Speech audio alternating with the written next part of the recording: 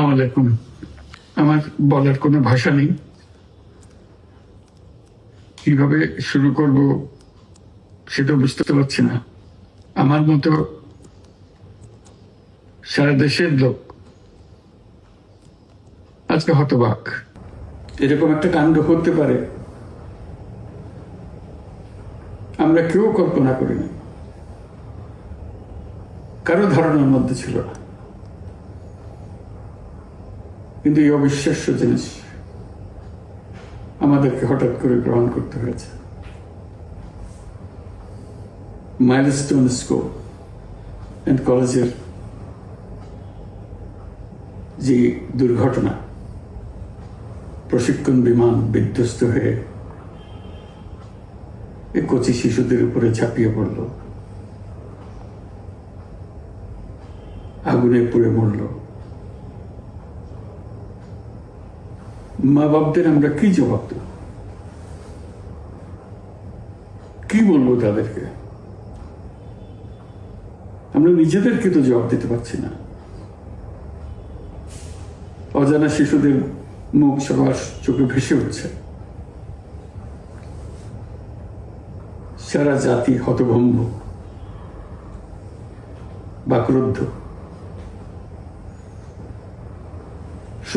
শোকাহত বললে খুব কম বলা হবে। এই দুর্ঘটনার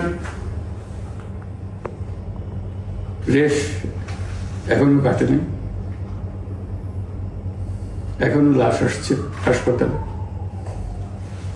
এখনো হাসপাতালে মারা যাচ্ছে। মা বাবা এখনো খোঁজ নিচ্ছে আমার সন্তান কোথায়, তাকে আর কোনোদিন চেনা যাবে কিনা। যাদের লাশ দেখছি তার মধ্যে আমার সন্তান আছে কিনা পৃথক করার তো কোনো উপায় নেই। এরা আমাদের সবারই সন্তান, হঠাৎ করে চিরদিনের জন্য চলে গেল। আমরা অবশ্যই তদন্ত করব, তদন্তটা তারা ফিরে আসবে না। আমরা চিকিৎসার ব্যবস্থা করছি, সবাই ঝাঁপিয়ে পড়েছে। সকল হাসপাতাল, সকল মানুষ ছুটে আসছে। আমরা সবার কাছে অনুরোধ করছি, হাসপাতালে ভিড় করবেন না, কারণ যারা আহত তাদের জন্য এটা ভালো না। তারা তাদের শরীরে রোগ প্রতিরোধের শক্তি নেই। আমরা ভিড়ে থাকলে আমাদের শরীর থেকে কি রোগ তাদের মধ্যে ছড়িয়ে পড়বে তা বলা মুশকিল। কাজে দূরে থেকে দোয়া করেন সবাই। আমরা বাবা মা আত্মীয় স্বজন সবার কাছে আমাদের সহানুভূতি জানাচ্ছি। বাংলাদেশের যত সন্তান আছে সবাই আপনাদের সন্তান। আমরা নিজেদের মনকে সান্ত্বনা দেওয়ার চেষ্টা করুন। আমরা সবাই নিজেদের মনে সান্ত্বনা দিচ্ছি, কিন্তু আপনাদের সান্ত্বনা বিরাট ব্যাপার। আপনাদের সঙ্গে, আমরা সবাই আপনাদের সঙ্গে আছি, জাতির সমস্ত লোক আপনাদের সঙ্গে আছে। আমরা তাদের জন্য শোক দিবস ঘোষণা করেছি। আগামীকাল শোক দিবস। আমরা সবাই মিলে তাদের কথা স্মরণ করব, তাদের আত্মার শান্তি কামনা করব।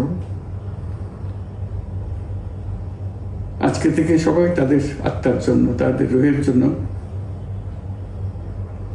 মাগফিরাত কামনা করব। আল্লাহ আপনাদেরকে শান্তি দিন।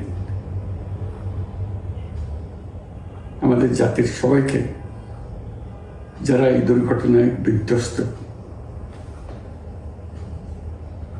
সবাইকে আল্লাহ শান্তি দেন।